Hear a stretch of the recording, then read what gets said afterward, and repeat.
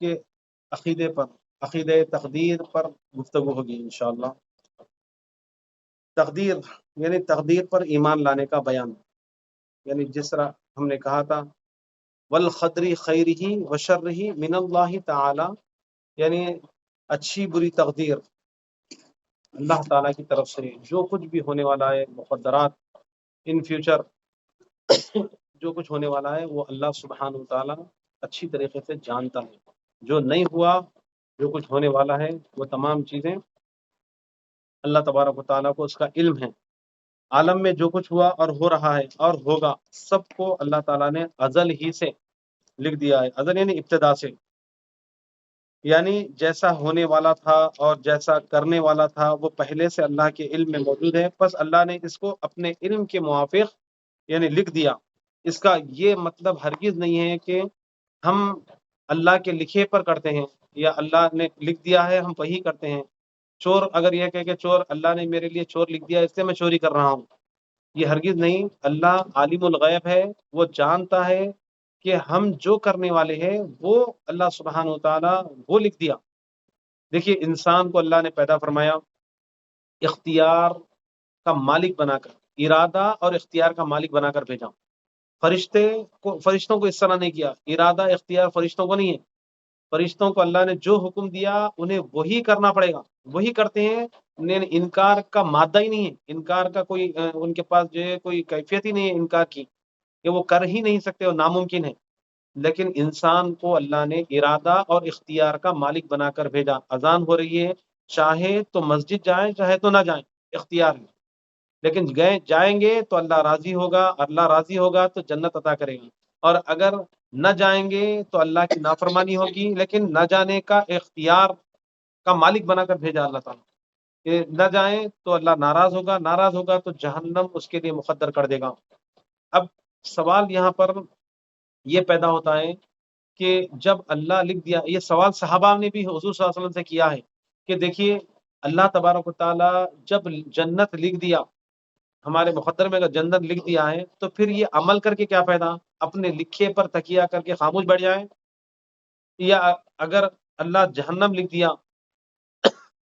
تو اتنی نیکیاں، اتنے مجاہدے، اتنے تقوی، اتنے پرہیزگاری، اتنے جہاد، یہ سب کچھ لڑ کے کیا فائدہ؟ اللہ کسی حال جنت تو لکھ دیا ہے، تو کیا اپنے لکھے پر بھروسہ کر کے خاموش اب بیٹھ جائیں، عمل کو چھوڑ دیں؟ تو اللہ کے رسول نے جو بہت پیارا جملہ فرمایا وہ زندگی بھر یاد رکھیے، تو تقدیر آپ کو سمجھ میں آ جائے گی تقدیر کیا ہے۔ اللہ کے رسول نے فرمایا ہر اس شخص کے لیے اللہ وہ کام آسان کر دیا جس کے لیے وہ پیدا کیا گیا۔ پھر ایک بار سنیں، ہر وہ کام اس شخص کے لیے اللہ آسان کر دیا جس کے لیے وہ پیدا کیا گیا۔ جنت کے لیے پیدا کیا گیا تو جنت والے کام اس کے لیے آسان ہو جائیں گے، آسان اس کو یعنی خود بخود جو ہے وہ نیکی کی طرف، اچھے کاموں کی طرف اس کا لو لگے گا۔ اور اگر برائی کے لیے، جہنم کے لیے پیدا کیا گیا تو جہنم برے کاموں میں ایسا تیزی کے ساتھ وہ ادھر اس میں اتر جائے گا کہ کوئی محسوس بھی نہیں کرے، اتنا برا بن جائے گا، یعنی برے کام اسے اچھے لگنے لگیں گے، تو برائی کی طرف جاتا جائے گا، وہ دلدل میں پھنستا جائے گا، پھر جو ہے وہ نکلنے کا کوئی راستہ نظر نہیں آئے گا، تو جہنم اس کے لیے مقدر کر دی گئی۔ یہاں پر یہ سوال ہے کہ اللہ تبارک و تعالیٰ، دیکھیے اللہ مالک ہے، ہم سب اس کی ملکیت ہے، وہ کسی پر ظلم کرنے والا نہیں۔ اللہ جہنم کیوں لکھا ہوگا؟ دیکھیے اللہ تعالیٰ ہمارے دلوں کا حال جانتا ہے۔ اللہ ارشاد فرمایا ان اللہ علیم بذات الصدور، دلوں کے بھیدوں کو بھی اللہ جانتا ہے، یعنی آدمی کے گناہوں کو، بدماشیوں کو، فتنہ انگیزیوں کو اللہ خوب جانتا ہے۔ یعنی انسان چاہتا ہوا بھی جان بوجھ کر گناہ کی طرف جاتا ہے، یہ اللہ تعالیٰ اس کی فطرت کو جانتا ہے، اس لیے اپنے علم کے اعتبار سے یعنی اسے سب معلوم ہے، تو بندے کے عمل کے اعتبار سے جنت جہنم دے گا۔ کوئی یہ نہ کہے کہ اللہ تو لکھ دیا تھا پیدا ہونے سے پہلے، آدم علیہ السلام پیدا ہونے سے 50,000 سال پہلے انسانوں کی تقدیر لکھ دی گئی، مخلوق کی تقدیر لکھ دی گئی، فیوچر میں کیا ہوگا، قیامت تک کیا ہوگا، قلم سوکھ گیا، جو اللہ لکھا وہی ہو کر رہے گا۔ اب ہمارے ذہن میں یہ بات کلیئر کر لیں کہ اللہ جو لکھا وہی ہم کر رہے ہیں، اللہ لکھا اس لیے ہم کر رہے ہیں نہیں، ہم کرنے والے ہیں اس لیے اللہ لکھا۔ ہماری حالت کو اللہ جانتا ہے، ہماری کیفیت کو اللہ جانتا ہے، اس لیے اللہ سبحانہ و تعالیٰ وہ لکھا جو ہم کرنے والے ہیں۔ اللہ کسی پر ظلم نہیں کیا، یہ کوئی بندہ نہیں بول سکتا اللہ لکھا ہے اس لیے میں کر رہا ہوں، نہیں، یہ عقیدے کے خلاف ہے۔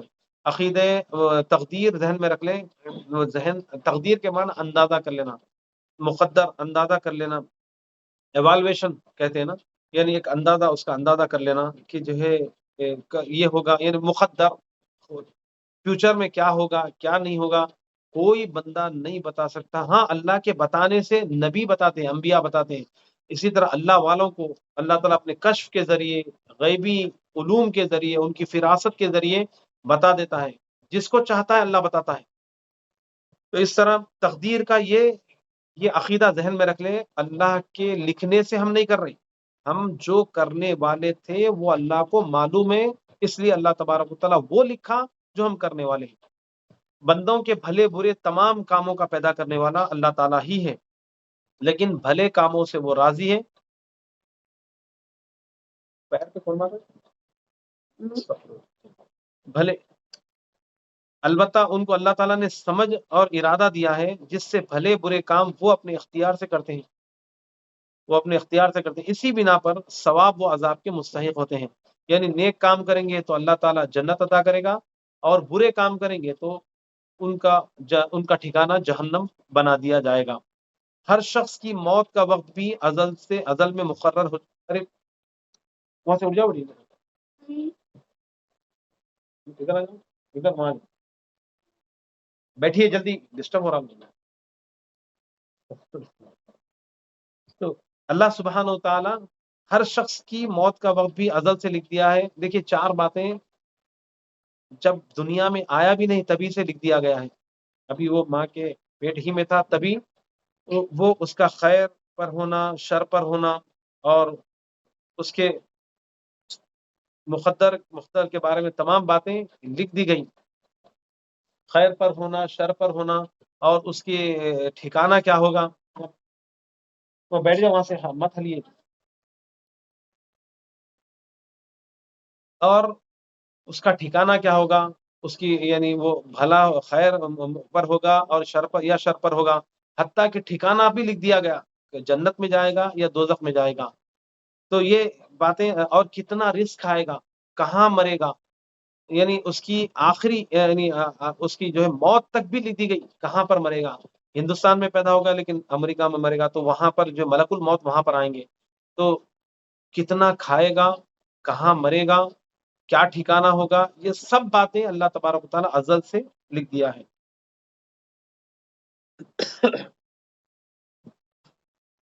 اور اللہ تبارک و تعالیٰ جب وقت آتا ہے تو لاکھ تدبیریں کر لے، لمحہ بھر دیر نہیں لگتی، جب وقت نہیں آتا تو پھر جادو کر لیں، زہر دے دیں، وبا، تعاون وغیرہ کیسی بھی یعنی مہلک مرض آ جائے، نہیں مر سکتا جب تک اللہ نے جو لکھا ہے وہ وقت نہ آئے۔ قرآن پاک میں اجل کا لفظ آیا، ایک لمحہ بھی پیچھے پہلے موت نہیں آئے گی، ایک لمحہ بعد میں نہیں آئے گی۔ اس صفت ایمان مفصل کی تشریحات جو ہے یہاں پر ختم ہوئی، یعنی اللہ پر ایمان لانا، اللہ کے فرشتوں پر ایمان لانا، کتابوں پر ایمان لانا، رسولوں پر ایمان لانا، آخرت کے دن پر ایمان لانا، اچھی بری تقدیر پر ایمان لانا، مرنے کے بعد دوبارہ اٹھائے جانے پر ایمان، یہ 7 چیزوں کا ذکر کیا گیا۔ یہ 7 چیزوں کو ذہن نشین کر لیں، اور اس پر جو ہے یعنی اس پر ذرا برابر بھی اگر اس میں شک و شبہ رہے گا تو ایمان خطرے میں پڑ جائے گا۔ یہ 7 چیزیں، اس کے علاوہ ایمان کہتے ہیں اللہ اس کے رسول پر ایمان لانا، رسول کے سے مراد رسول کے ذریعے اللہ نے جو احکامات، جو آرڈرز دیے ہیں، وہ تمام آرڈرز کو بلا چوں چرا، بغیر شک و شبہ کے قبول کر لینا، ایکسپٹ کر لینا، یہی ایمان کا تقاضا ہے۔ اللہ سبحانہ و تعالیٰ یعنی یہ ایمانیات کہلاتے ہیں، عقائد کہلاتے ہیں، ایمانیات کہلاتے ہیں۔ تو اس پر اسی لیے یہ اگر عقیدہ رکھ لیں گے تو اگر کوئی جو ہے نقصان، بڑے سے بڑا نقصان ہو جائے تو آدمی کیا کہیں، انا للہ و انا الیہ راجعون، میں اور میرا سب کچھ اسی کا ہے، اسی کی طرف لوٹ کر جانا ہے۔ کتنا بڑا نقصان ہو جائے، یہ مقدر میں تھا، نقصان ہے، ہو گیا، نہ جانے یعنی جو عقیدہ ایسا پختہ عقیدہ نہیں رکھتے، ہائے میرا ہی گھر ہونا تھا، مجھے ہی ایسا ہونا تھا، یعنی اس طرح کہتے ہیں، جبکہ اگر کسی کی اولاد کا انتقال ہوتا ہے تو اس کے لیے اگر وہ یہ لفظ کہتا ہے انا للہ و انا الیہ راجعون، کسی کا اپنا پیارا اللہ کو پیارا ہو جاتا ہے، یعنی موت آ جاتی ہے، تب یہ کلمات کہتا ہے، تو اللہ تبارک و تعالیٰ فرشتوں سے پوچھتا ہے کہ جب اس کو یہ تکلیف سے آزمایا گیا، اے فرشتوں اس نے کیا کہا؟ حالانکہ اللہ جانتا ہے اس نے کیا کہا، بطور گواہ فرشتوں سے پوچھتا ہے اللہ تعالیٰ کیا کہا اس نے، تو اللہ تعالیٰ فرشتے کہتے ہیں اے اللہ اس نے یہ کہا کہ یہ وہ اور اس کا سب کچھ مال سب تیرا ہی ہے اور تیرے ہی کے پاس لوٹ کر جانا ہے۔ تو یہ جب بندہ اللہ تعالیٰ سنے گا تو اس کے لیے جنت میں بیت الحم یعنی ایک محل تیار کر دیا جاتا ہے۔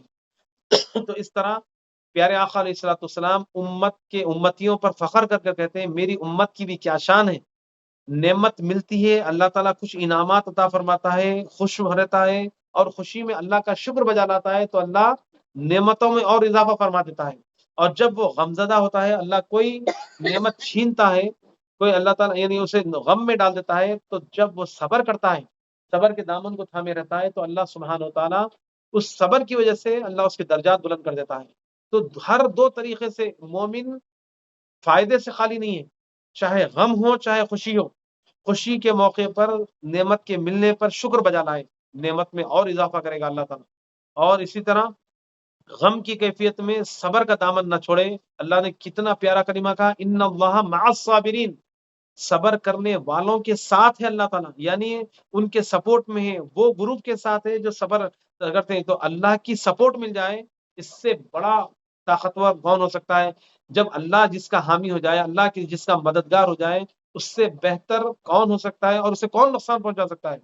تو یہ تقدیر کا معاملہ یہاں پر ختم ہوا، ایمان مفصل ایمان مجمل اچھے طریقے سے ذہن نشین کر لیں انشاءاللہ تعالی۔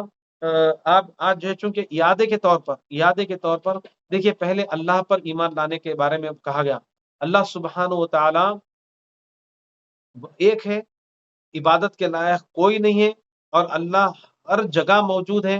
اللہ کی موجودگی کا جو ہے مطلب کیا بتلایا گیا تھا آپ کو، پھر ایک مرتبہ اعادہ کرتا ہوں کیونکہ کچھ نئے لوگ بھی آ گئے۔ اللہ تبارک و تعالیٰ کی موجودگی کا ذہن نشین کر لے، ہمارا رب ہے، اور ہمارے رب کے بارے میں ہم انٹروڈیوس کر سکیں کسی غیر مسلم کو اگر بتانا پڑے تو آپ بالکل کلیئر آپ بتا سکیں کہ اللہ ہمارا رب جو ہے وہ جسم سے پاک ہے، جسم نہیں ہے اسے، کتنا کیسا تصور آنکھ بند کر کے تصور کر رہے ہیں، نہیں کر سکتے، یہ حرام ہے، جائز نہیں ہے، اللہ کا تصور نہیں کر سکتے کیونکہ وہ جسم سے پاک ہے، حدود سے پاک ہے، نور ہی نور ہے۔ جبکہ اللہ تعالیٰ کیا فرما رہا ہے، 4-5 آیتیں میں نے آپ کو پڑھ کے سنایا تھا۔ ایک آیت ہے ان اللہ مع الصابرین، اللہ صبر کرنے والوں کے ساتھ ہے۔ پھر فرمایا اینما تولوا فثم وجہ اللہ، جدھر دیکھو اللہ، جس رخ کی طرف دیکھو اللہ کو پاؤ گے۔ پھر فرمایا وہو معکم اینما کنتم، تم جہاں کہیں ہو تمہارے ساتھ اللہ ہے۔ پھر ایک مقام پہ فرمایا نحن اقرب الیہ من حبل الورید، تمہارے رگے جان سے بھی زیادہ اللہ قریب ہے تمہارے ساتھ۔ تو قریب ہے کا مطلب جسم سے نہیں، کیونکہ جسم سے اللہ پاک ہے، کس اعتبار سے موجود ہے اللہ تعالیٰ؟ پھر اللہ ایک مقام پہ فرمایا اللہ نور السماوات والارض، اللہ نور زمین و آسمان کا نور ہے، نور ہے تو پھر دکھائی کیوں نہیں دے رہا؟ یہ آنکھ میں اتنی طاقت نہیں کہ اسے دیکھ سکے۔ ہاں اللہ تبارک و تعالیٰ نے وعدہ کیا ہے جنت میں ہر جنتی کو اللہ اپنا جلوہ دکھائے گا، اپنا دیدار کرے گا انشاءاللہ۔ اللہ دیکھیں گے جب اللہ اتنی حسین دنیا بنایا تو وہ کتنا خوبصورت ہوگا، وہ کتنا پیارا ہوگا، بندہ دیکھتا رہ جائے گا۔ اللہ جنت ہی اتنی حسین ہوگی تو اللہ تبارک و تعالیٰ کو یعنی اتنا حسین و جمیل۔ موسیٰ علیہ السلام تو جب اسی لیے کہے کہ جب کلام میں اتنی لذت ہے، کلام میں اتنی مٹھاس ہے، اللہ کی باتوں میں اتنی مٹھاس ہے، تو اللہ کتنا خوبصورت ہوگا، کتنا حسین ہوگا، جمیل ہوگا۔ تو جمیل ہوگا یہ سوچ کر آپ نے اصرار کیا تھا، تو اللہ نے فرمایا لن ترانی، موسیٰ تم مجھے دیکھ نہیں سکتے، نہیں دیکھ سکتے۔ اصرار کرنے کے باوجود بھی وہ دیکھ نہ سکے، یعنی عکس کو بھی برداشت نہیں کر سکے، بے ہوش ہو کے گر پڑے۔ بہرحال اللہ تبارک و تعالیٰ کو اس دنیا میں کوئی نہیں دے سکتا، بس اللہ موجود ہے، اس کا مطلب یہ ہے کہ اللہ علم کے اعتبار سے، طاقت کے اعتبار سے موجود ہے، کوئی چیز اللہ سے چھپی ہوئی نہیں ہے۔ جسم کے اعتبار سے اللہ نہیں ہے ہر جگہ، اللہ تبارک و تعالیٰ ہر جگہ ہے کا مطلب اللہ تبارک و تعالیٰ طاقت کے اعتبار سے جو چاہے جہاں چاہے جو چاہے کر سکتا ہے۔ زلزلہ پیدا کر کے پوری دنیا کو غرق کر سکتا ہے اللہ تعالیٰ. طاقت ہر ان اللہ علی کل شیء قدیر، ہر جگہ اللہ کی قدرت ہے.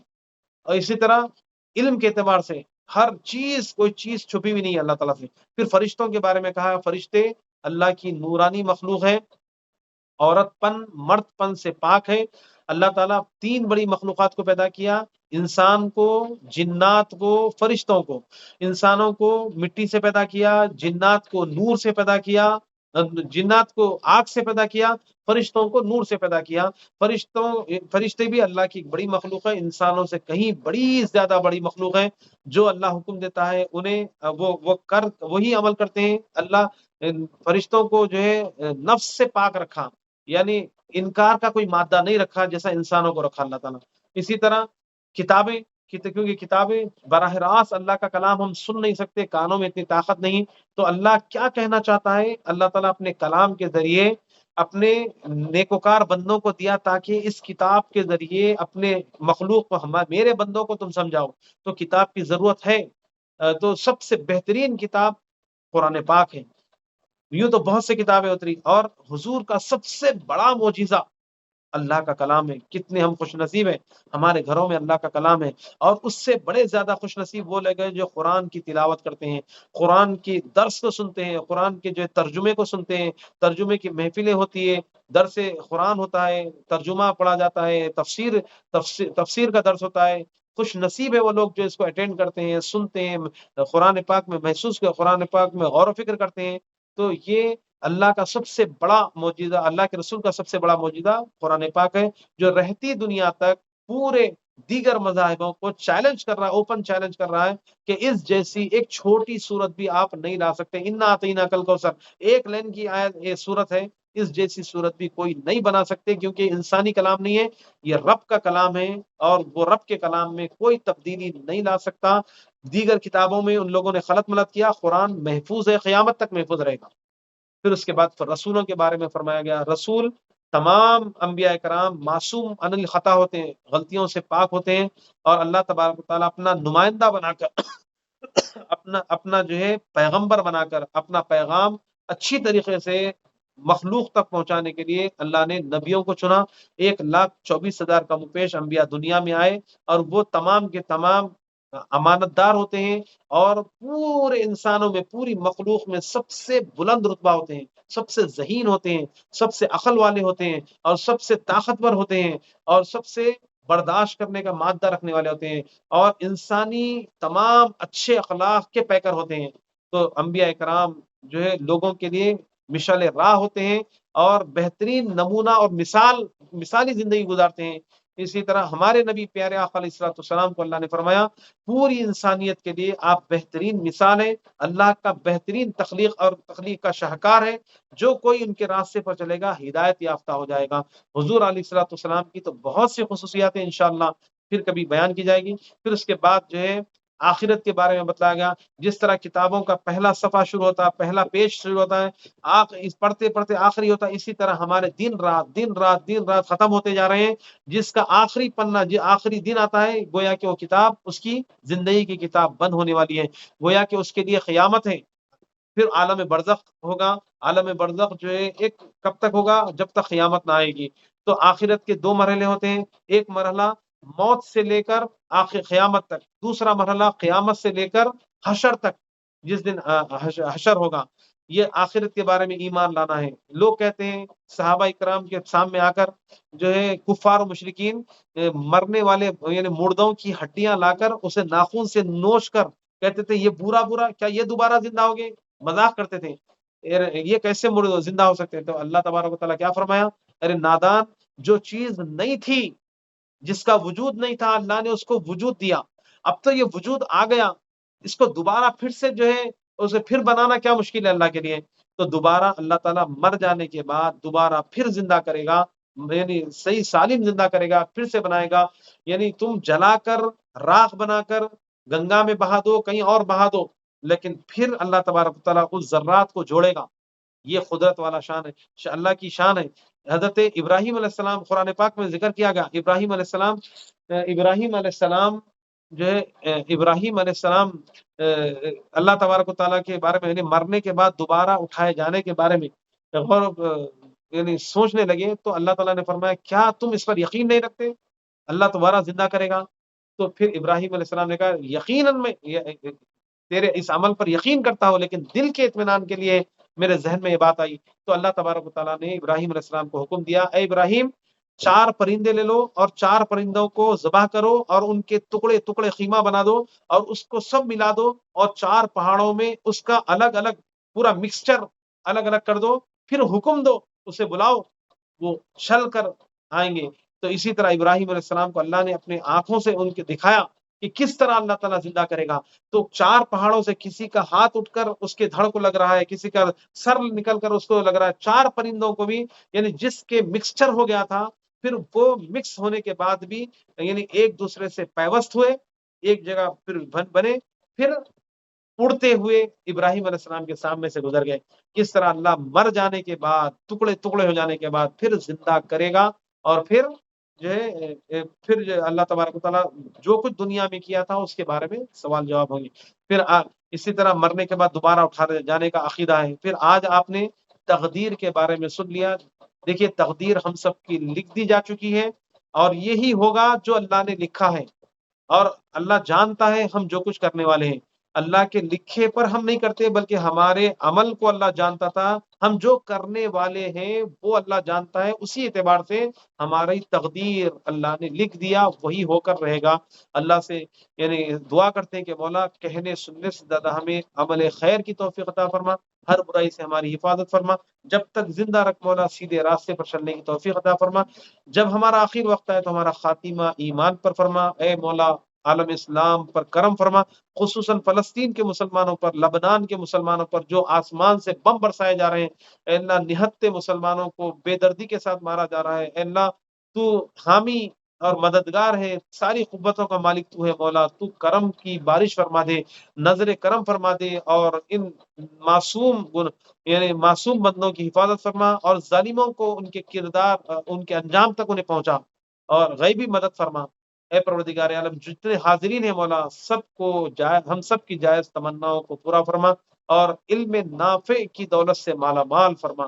وآخر الدعوانا والحمد للہ رب العالمین۔ جو سوالات کرنا چاہ رہے ہیں سوالات کریں۔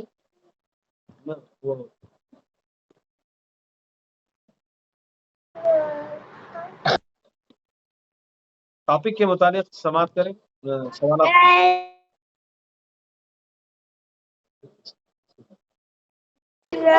ریکارڈ چینج کرو۔